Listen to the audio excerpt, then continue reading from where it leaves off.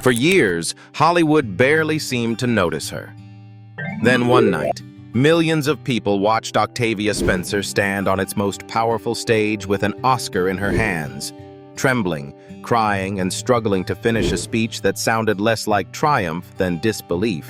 My family in Alabama, the state of Alabama, Tate, Brunson, Catherine, Allison Janney, thank you for being in my life. I share this with everybody. Thank you, Steven Spielberg, for changing my life. Thank you, Stacey Snider, for changing my life. Please wrap up. I'm wrapping up. I'm sorry. I'm freaking out. From that night forward, Octavia was no longer the actress audiences vaguely recognized in the background. She was an Oscar winner, a major Hollywood name, and a woman who had finally reached the center of an industry that had kept her waiting for years. And yet, reaching the center of Hollywood did not make her want to live at the center of its noise. In a Los Angeles filled with lavish parties, flashing cameras, and the constant pressure to be seen, most people might expect an A-list star to embrace a glamorous, highly public lifestyle. Octavia chose almost the opposite, a surprisingly quiet private life, a peaceful refuge where she could step away from the gossip, the performance, and the endless demands of fame.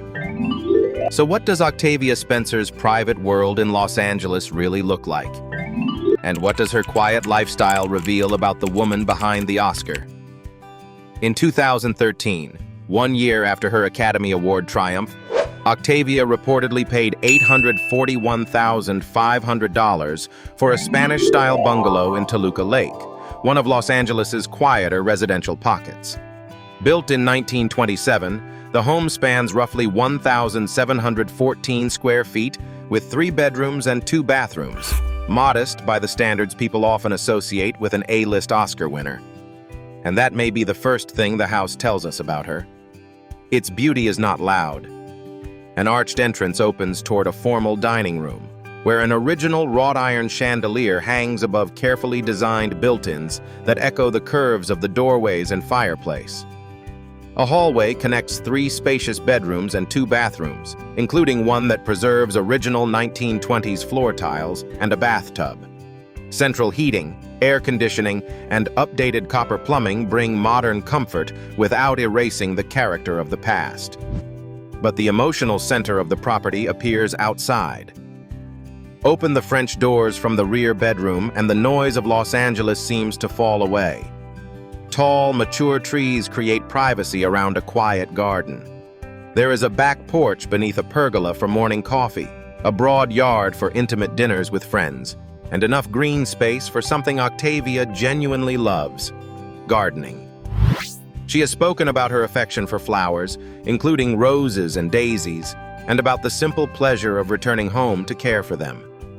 After scripts, sets, interviews, and public expectations, there is something deeply human in that image. An Oscar winner coming home not to another spotlight, but to see what has bloomed while she was away. The property also includes a detached 2-car garage and a long, gated driveway. Practical details that add another layer of separation from the outside world. And then there is the wonderfully strange part of the story. Octavia has publicly joked that the house may be haunted by the ghost of a Western movie star, a presence she described less as a threat than as a kind of protector. According to the Daily Mail, she said the spirit seemed to dislike certain visitors, joking that some people simply did not make it back to the house.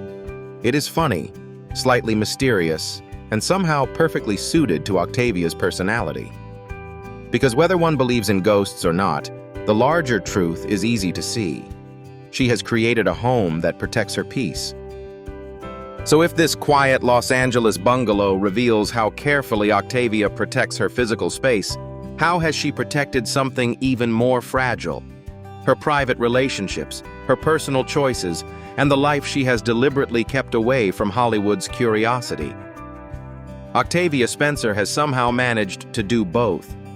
Despite decades of fame, she has never publicly confirmed a marriage or a long-term romantic partner, and she rarely allows speculation about her love life to become part of her public identity. There are no endless relationship updates, no carefully staged displays of intimacy, and very little effort to turn private emotion into celebrity content. That silence should not be mistaken for emptiness. It appears to be a boundary. Away from work, Octavia has long favored a low-profile rhythm in Los Angeles, focusing on meaningful projects, family, trusted friendships, and her health, rather than constant visibility. I suffer from type 2 diabetes and high blood pressure. And what I learned as I'm aging, because, we've managed, but it gets hard. It's like whack-a-mole trying to keep track of your numbers. Yet the most interesting part of Octavia's privacy is that she does not sound closed to life. She simply refuses to explain every possibility before it happens. In a recent People conversation about friendship and sisterhood, she offered a revealing thought. There's nothing more beautiful than going through life with your love partner and your sisterhoods. There is something quietly hopeful in that sentence. Octavia does not present happiness as a single formula. Love can matter. Friendship can matter. Sisterhood can carry a person through decades. And the future is allowed to remain unwritten. That may help explain why some of the strongest relationships in her life are friendships measured not in publicity cycles, but in decades.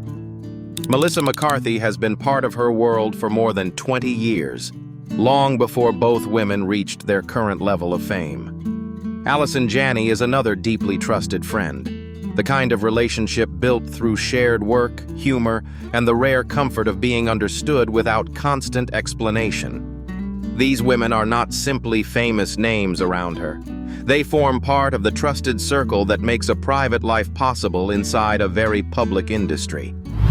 And that is where Octavia's quietness becomes more meaningful. She has not disappeared from life. She has chosen carefully who gets close enough to enter it. But a woman does not build boundaries this strong by accident.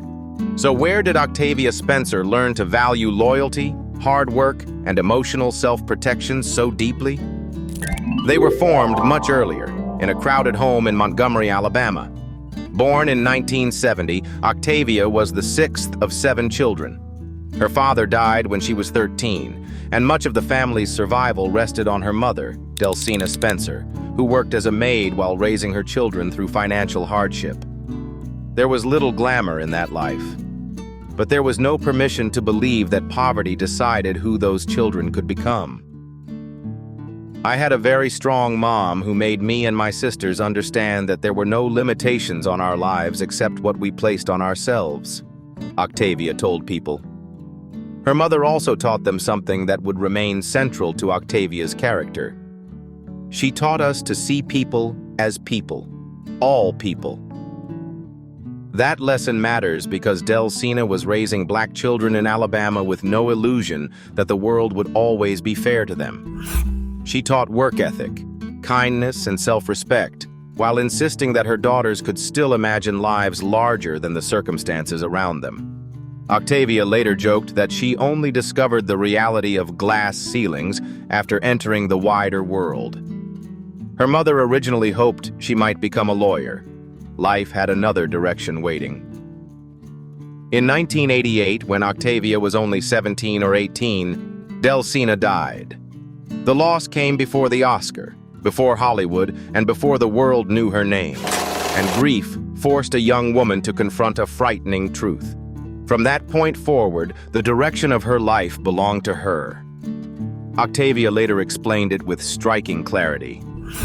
I realized after my mom passed away that I was responsible for my life path.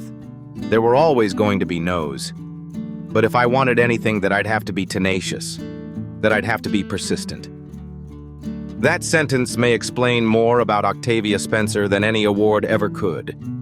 Years later, Hollywood would give her plenty of no's. She would spend years in small roles, background parts, and characters that barely hinted at what she could do.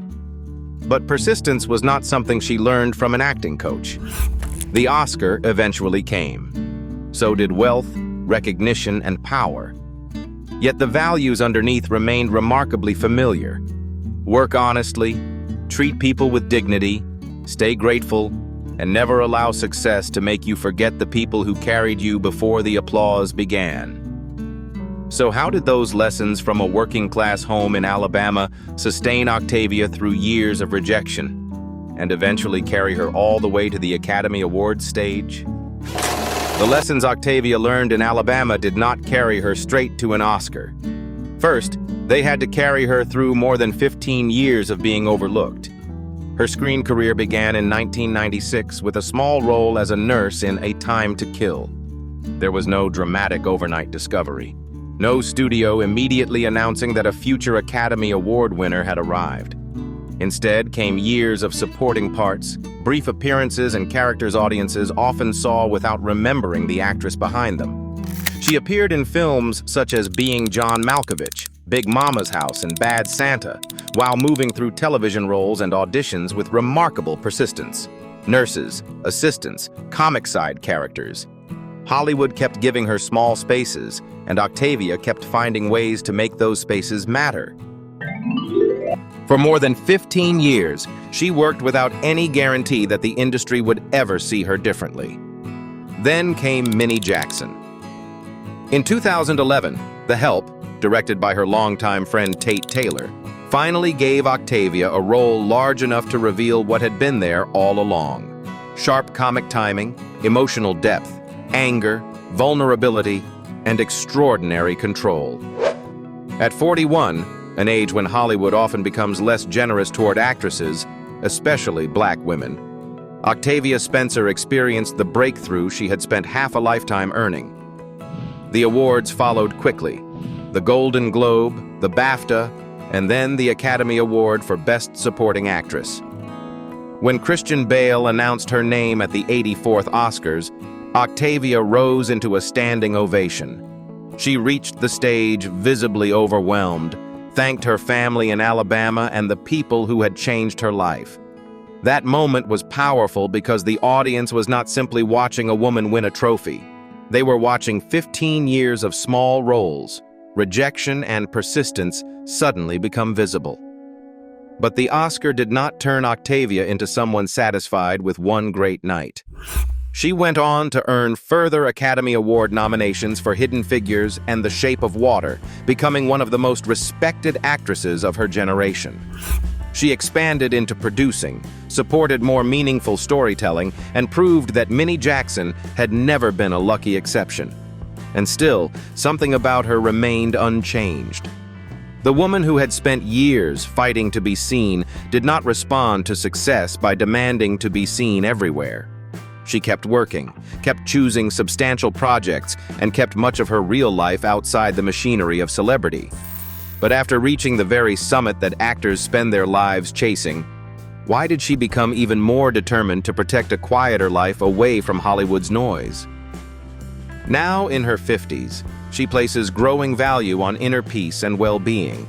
She has spoken publicly about living with type 2 diabetes and high blood pressure, turning personal health challenges into awareness rather than hiding them behind celebrity perfection. Her life appears increasingly guided by selectivity, meaningful roles, time for herself, and work that leaves something useful behind.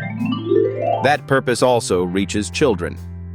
Octavia became an author through her Randy Rhoads Ninja Detective books, drawing from her own experience with dyslexia.